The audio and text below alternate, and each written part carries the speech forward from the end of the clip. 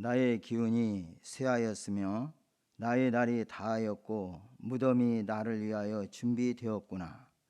나를 조롱하는 자들이 나와 함께 있으므로 내 눈이 그들의 충동함을 항상 보는구나. 청하건대 나에게 담보물을 주소서. 나의 손을 잡아줄 자가 누구리이까? 주께서 그들의 마음을 가리어 깨닫지 못하게 하셨사오니 그들을 높이지 마소서. 보상을 얻으려고 친구를 비난하는 자는 그의 자손들의 눈이 멀게 되리라. 하나님이 나를 백성의 속담거리가 되게 하시니 그들이 내 얼굴에 침을 뱉는구나. 내 눈은 근심 때문에 어두워지고 나의 온 지체는 그림자 같구나. 정직한 자는 이로 말미암아 놀라고 죄 없는 자는 경건하지 못한 자 때문에 분을 내나니, 그러므로 의인은 그 길을 꾸준히 가고 손이 깨끗한 자는 점점 힘을 얻느니라. 너희는 모두 다시 올지니라. 내가 너희 중에서 지혜자를 찾을 수 없느니라. 나의 날이 지나갔고 내 계획, 내 마음의 소원이 다 끊어졌구나. 그들은 밤으로 낮을 삼고 빛 앞에서 어둠이 가깝다 하는구나. 내가 스올이 내 집이 되기를 희망하여 내 침상을 흑암에 펴놓음에, 무덤에게 너는 내 아버지라 구더기에게 너는 내 어머니 내 자매라 할지라도 나의 희망이 어디 있으며 나의 희망을 누가 보겠느냐. 우리가 흙 속에서 쉴 때에는 희망이 스오르 문으로 내려갈 뿐이니라. 아멘. 본장은 16장의 연이어서 욥이 변론한 내용입니다. 16장 끝부분 19절에서 21절 그 내용은 욥이 하나님을 향해서 간절히 호소했던 내용에 비해서 다시 17장에 들어와서 욥은 고뇌에 찬 자신의 감정을 토로하고 있습니다. 본장은 자신의 처지를 한탄하면서도 하나님의 변호를 소망하는 전반부 1절에서 9절이고, 그의 또 친구들에게 느낀 자신의 절망감을 토로하며 친구들을 책망하는 후반부 10절에서 16절 두 부분으로 나누어 생각할 수 있습니다. 먼저 욥의 한탄과 간구가 기록되어 있는 1장에서 9절 말씀을 상고해 보겠습니다. 먼저 자신이 처한 비참한 상태를 죽어가는 자, 조롱받는 자라고 욥이 탄식하고 있습니다. 1절 다시 한번 봅니다. 나의 기운이 쇠하였으며 나의 날이 다하였고 무덤이 나를 위하여 준비되었구나. 여기서 나의 기운이 쇠하였으며, 이것은 육체의 죽음을 적신호를 한탄하는 욥의 표현입니다. 나의 날이 다하였고 역시 죽음의 벼랑에 다다라 있다는 말입니다. 무덤이 나를 위하여 준비되었구나. 죽음을 눈앞에 둔 것뿐만이 아니라 이미 욥은 죽음 저편에 자기 무덤을 몸소 바라보는 심정을 나타내고 있습니다. 무덤이라는 의미를 생각해 보면 육신의 안목으로 볼 때는 썩음의 자리고 절망의 자리입니다. 그러나 믿음의 눈으로 바라볼 때는 영원한 생명으로 이어지는 부활의 자리요 소망의 자리입니다. 2절 한번 같이 읽습니다. 나를 조롱하는 자들이 나와 함께 있으므로 내 눈이 그들의 충동함을 항상 보는구나. 여기서 나를 조롱하는 자들이라는 것은 욥의 주변의 사람들, 특별히 그 세 친구들의 비난과 책망이 견딜 수 없을 정도로 계속되었음을 이제 말씀해 주고 있습니다. 특별히 여기서 충동함, 격동함에 해당하는 히브리의 그 원어의 뜻 중에는 쓰다는 말이 있습니다. 말하라고 괴로움이라는 뜻을 가지고 있습니다. 이것은 이 친구들을 생각하면서 욥이 괴롭고 씁쓸한 심정을 잘 나타내주고 있는 이렇게 그 용어를 사용했습니다. 욥은 자신의 처지가 하나님 앞에서 회복되기를 또한 간구합니다. 3절 한번 다시 봅니다. 청하건대 나에게 담보물을 주소서. 나의 손을 잡아줄 자가 누구리까? 욥은 자기의 무죄함에 대해서 하나님께서 친히 보증하여 주시기를 바라고 있습니다. 여기서 담보물이라는 것은 보통 경제적으로 거래를 위해서 어떤 계약을 할 때 맡겨두는 그러한 물건을 말합니다. 본문은 욥이 하나님께 그의 무죄를 입증하고 보증할 수 있는 표를 주시기를 간절히 탄원하고 있습니다. 여기서 3절에 또 뒤에 손을 잡아줄 자, 이 말씀은 손을 잡아주다라는 그 뜻이 어떤 사람이 타인을 위해서 보증을 서는 것을 의미하는 행동이므로 손을 잡아줄 자라는 것은 바로 보증을 서약할 자를 말하고 있습니다. 4절에 주께서 그들의 마음을 가리어 깨닫지 못하게 하셨사오니, 욥은 지금 친구들이 자기의 사정을 이해하지 못하고 심지어 정죄까지 한 것까지도 하나님이 그렇게 하셨다고 깨닫고 있습니다. 하나님이 주권적 섭리를 이해하지도 못하는 그들이 자기를 비방하고 정죄했는데 이들은 결국의 패배를 하나님께서 이루실 것이라는 것을 생각하면서 하나님께 그들을 높이지 마소서 이렇게 간구하겠습니다. 이런 표현은 시편에도 원수들을 향해서 기도하는 그런 기도문에서 우리가 자주 볼 수가 있습니다. 욥은 이제 친구들의 편협한 태도를 다시 비판하고 있습니다. 5절에 보상을 얻으려고 친구를 비난하는 자는 그의 자손들의 눈이 멀게 되리라 했습니다.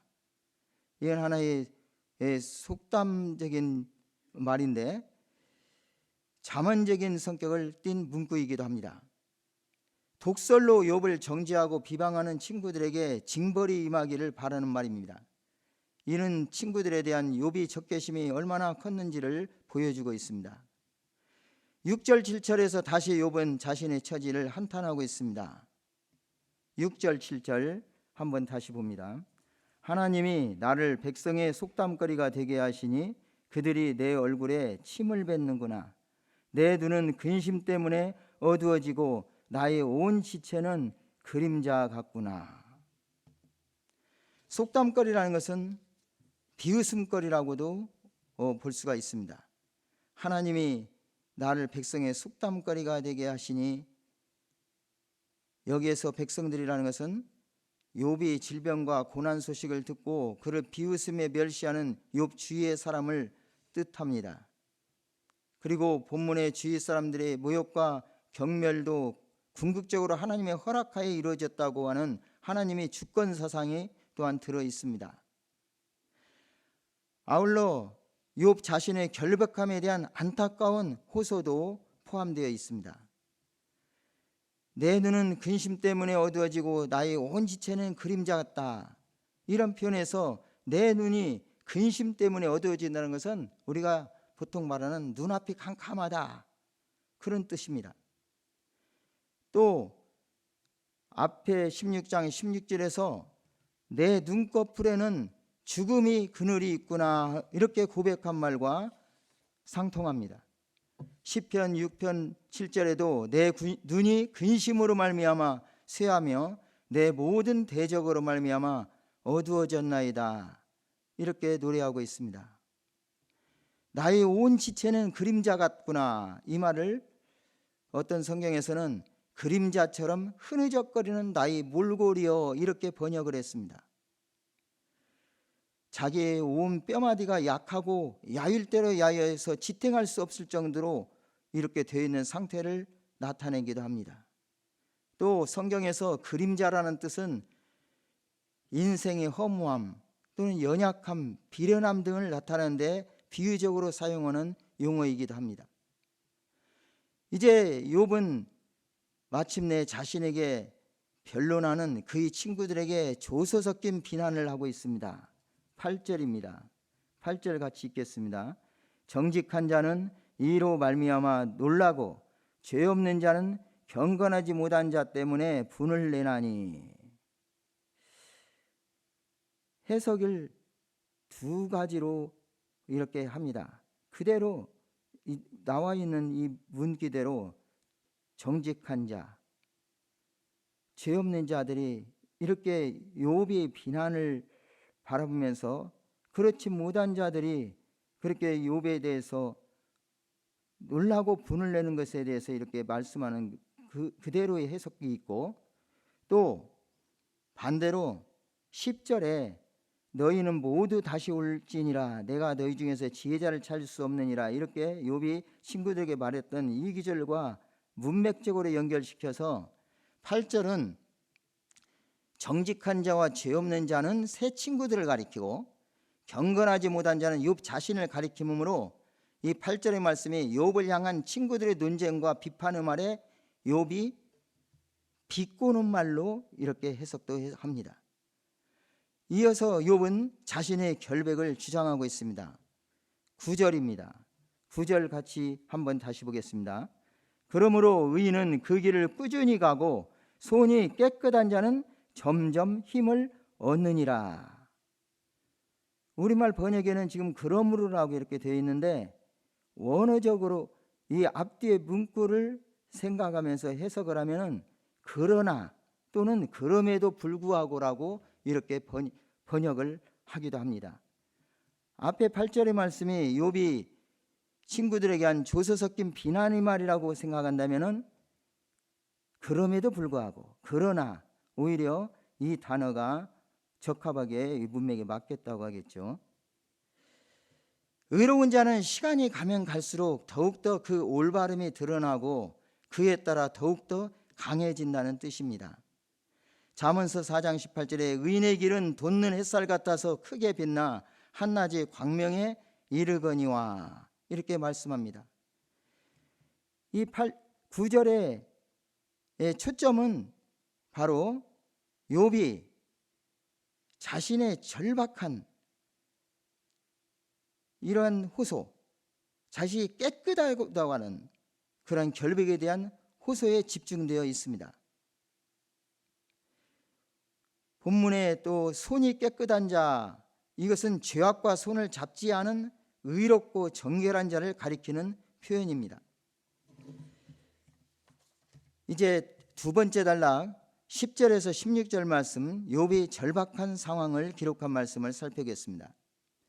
10절에서부터 12절까지는 친구들의 어리석은 판단에 대한 욥의 비판이 기록되어 있고, 마지막 13절에서 16절까지는 욥의 절망적 상황이 묘사되어 있습니다. 10절 한번 읽겠습니다. 함께 합독하겠습니다. 너희는 모두 다시 올지니라 내가 너희 중에서 지혜자를 찾을 수 없느니라. 욥은 그의 친구들이 제기한 고난은 곧 범죄의 보응이라는 단순한 논리를 거부하였습니다. 그것은 욥이 가지고 있는 하나님에 대한 인격적 신뢰 때문이었습니다.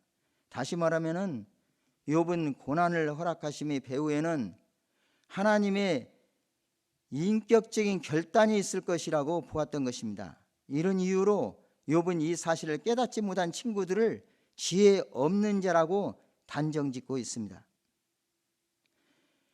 이제 엘리바스에 대한 두 번째 변론을 욥은 마무리합니다. 욥은 절망에 사로잡힌 채 음울한 죽음을 기다리는 심정을 토로하고 있습니다.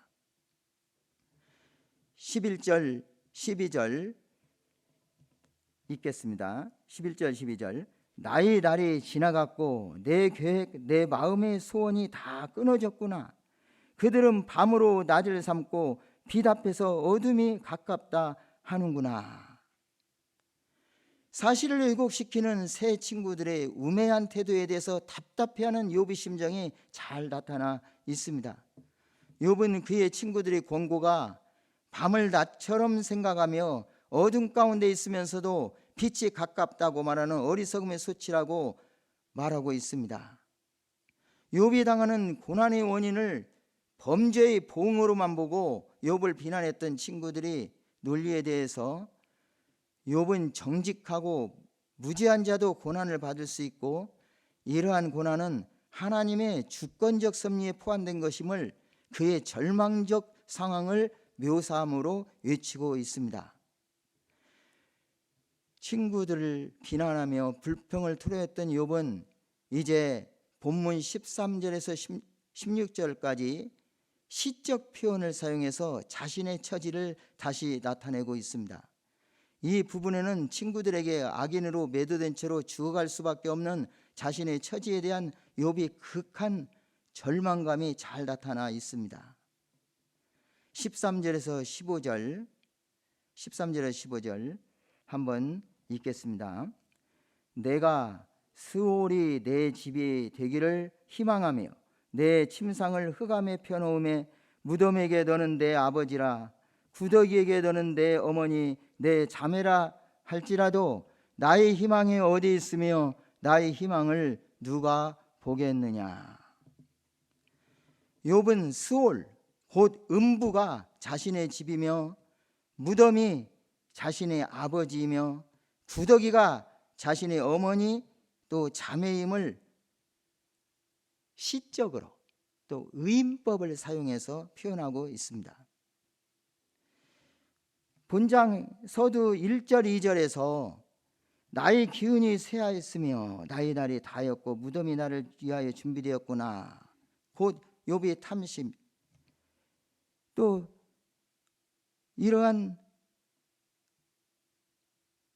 죽음을 의미하는 이런 한탄으로 시작했는데 이제는 마지막 마치는 부분에서 흑암, 무덤, 스오르의 분 이렇게 이런 용어가 의미하는 죽음이라는 주제로 본문을 마치고 있습니다. 이러한 히브리 시의 독특한 표현은 욥기서 여러 곳에서 볼 수가 있습니다. 욥이 이러한 부정적인 이미지를 자신과 결부시키는 이유는 감당하기 어려운 혹독한 고통 가운데서 사는 것보다 죽는 것이 더 낫다는 욥의 소망을 적나라하게 나타내기 위함이었습니다. 하지만 욥은 이러한 절망적 상황 속에서도 오히려 자신이 하나님의 섭리와 통치 속에 있다는 그러한 의연함을 포기하지 않습니다. 이 사실은 욥이 죽음을 담담하게 받아들이는 데서 우리는 분명히 알 수가 있습니다. 16절 말씀입니다. 16절 우리가 흙 속에서 쉴 때에는 희망이 스오르의 문으로 내려갈 뿐이니라. 사실 어떠한 억울한 일이 있다든지 답답한 속에서 다른 사람의 비난까지 받아가면서 죽게 된다면 결코 그 죽음을 순순히 받아들일 수 없는 것이 우리의 본성입니다. 인간 이런 본성까지도 극복할 수 있다는 것은 그만큼 욥이 하나님의 주권적 섭리를 체험했고 또 죽음에 대한 절망이 아니라 영적 소망을 가지고 있다는 것을 뒷받침해 줍니다. 이러한 이유 때문에 압달락에서 단정지은 친구들의 무지함은 욥이 역설적이고 또 고뇌에 찬 이 선언으로 이제 욥은 그 친구들의 상황을 폭로하고 또 자신을 변론하고 있는 것입니다. 성경 중에 지혜서로 분류되고 있는 욥기를 묵상하면서 하나님을 경외하는 욥이라는 그 신앙인이 당하는 고난과 하나님의 섭리를 깊이 생각하게 됩니다. 우리의 악하고 연약한 본성으로는 이해하기도 적용하기도 불가능한 말씀들입니다. 그러나 우리 안에 계시는 성령님의 감동과 인도하심으로 믿음의 눈을 뜨고 영적인 귀를 열어서 주님의 음성에 집중할 때 우리 성도들은 우리를 향하신 놀라운 하나님의 섭리를 깨닫게 되고 하나님께 대한 경외심을 갖게 됩니다. 이 땅에서 끊임없이 일어나고 있는 각종 천재, 인재, 그리고 전쟁과 기근, 질병과 각종 사고로 인한 고난 가운데서도 욥기의 말씀을 통한 하나님을 경외함, 참된 지혜, 인간의 한계 등을 상고하면서 여러 성경 말씀을 떠올리게 됩니다. 그리고 큰 은혜를 받게 됩니다. 욥기서를 계속 묵상하면서 자주 떠오르는 말씀들이 몇 구절이 있습니다. 첫째로 하나님을 경외함에 대한 또 지혜에 대한 말씀입니다. 잠언서 9장 10절 여호와를 경외하는 것이 지혜의 근본이요. 잠언서 1장 7절 말씀 여호와를 경외하는 것이 지식의 근본이다. 욥기서 28장 28절 말씀에 보라 주를 경외함이 지혜요 악을 떠남이 명철이니라. 또 참된 지혜는 예수 그리스도시고 이 지혜이신 예수 그리스도를 알고 얻음으로 영생을 얻는다는 말씀을 주고 있습니다. 요한복음 17장 3절에 영생은 유일하신 참 하나님과 예수 그리스도를 아는 것이니이다. 잠언서 8장 35절에서 36절 말씀 대저 나 곧 지혜를 가리키는데 지혜이신 예수 그리스도이십니다. 나를 얻는 자는 생명을 얻고 여호와께 은총을 얻을 것임이니라. 잠언서 19장 23절의 말씀에 여호와를 경외하는 것은 사람으로 생명에 이르게 하는 것이라 말씀합니다. 사랑하는 성도 여러분, 우리 성도들은 악하고 약한 인간 존재 인식을 바로 해야 합니다. 또한 갈수록 심화되는 악한 세상에서의 인간의 한계를 자각해야 합니다. 그리고 하나님 앞에 겸손히 나아가 경외함으로 그리고 말씀에 감사와 순종함으로 인생을 살아가는 지혜를 구해야 하겠습니다. 재산도 자녀도 모두 잃고 건강도 잃고 아내와 친구들의 비방과 정죄를 받으며 혹독한 육체적 정신적 고통 속에서도 생명을 연장하고 있는 욥은 절망 가운데서도 하나님의 주권적 섭리를 신뢰하였습니다. 오늘 본문의 7절에 내 눈은 근심 때문에 어두워지고 나의 온 지체는 그림자 같구나 라는 욥의 고백처럼 우리 성도들도 때로는 근심의 자리에 빠질 수 있음을 교훈받게 됩니다. 그러나 그 근심이 어떤 것이든지 좌절하지 않고 극복할 수 있음은 우리가 예수 그리스도에 대한 믿음으로 의인의 반열에 서 있기 때문입니다. 그리스도의 속량하심과 성령께서 내주하심으로 우리가 의인됨이 보증이 되어 주셨습니다. 그러므로 우리 믿는 자들도 욥이 누렸던 의인의 복을 누리게 됨을 확신하게 됩니다. 9절에 의인은 그 길을 꾸준히 가고 손이 깨끗한 자는 점점 힘을 얻느니라 말씀했었습니다. 욥이 고난에 직면하여 좌절하지 아니하고 오히려 하나님의 주권적 섭리 속에서 고난을 바라보며 의연해하는 모습을 우리도 배우게 됩니다. 타인이나 주변 환경에 우리의 삶을 궁지에 몰아넣을지라도 좌절하거나 낙심하지 맙시다. 그리스도 안에서 이미 의로움을 지닌 하나님의 자녀요 하나님의 나라의 백성인 우리에게 이러한 고난의 삶을 허락하신 하나님의 섭리를 깊이 생각하는 참된 지혜를 소유하고 하나님을 경외하는 저와 여러분이 되시기를 주님의 이름으로 축복합니다. 기도드리겠습니다. 아버지 하나님 감사합니다. 계속되어지는 욥의 친구들과 욥과의 변론을 통해서 이 모든 것들이 우리는 이해할 수 없어도 하나님의 섭리 가운데서 하나님의 자녀요 하나님의 백성들인 저희들을 위해서 하나님께서 전개하는 모든 그 섭리라는 사실을 저희들로 하여금 깨닫게 하시고 우리 하나님을 바라보게 하시니 감사합니다. 또한 우리의 죽음이 멸망의 자리가 아니라 부활과 소망의 자리임을 깨닫게 하신 것도 감사합니다. 말씀을 깊이 우리 안에 새기고 하나님의 영광을 위하여 또한 하나님의 뜻을 위하여 살아가는 저희들 될 수 있도록 선히 인도해 주옵소서. 귀한 말씀을 항상 새기고 말씀과 기도로 무장하여 세상을 이기고 살아가게 도와주옵소서. 우리 주님 예수님 이름으로 기도드리옵나이다. 아멘.